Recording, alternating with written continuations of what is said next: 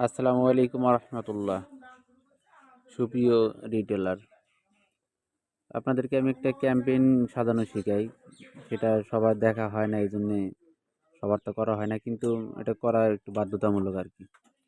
এই যে আমার খুশি, এই যে এখানে আছে, এই যে আমার খুশি, আপনার ডান সাইডে দেখেন, এই যে আমার খুশিতে ক্লিক করলেন, পরপর আপনি ক্যাম্পেইন শুরু করবেন। এই যে এখানে আছে আপনার এই যে ক্যাম্পেইন শুরু, এই ক্যাম্পেইন শুরুতে ক্লিক করলেন।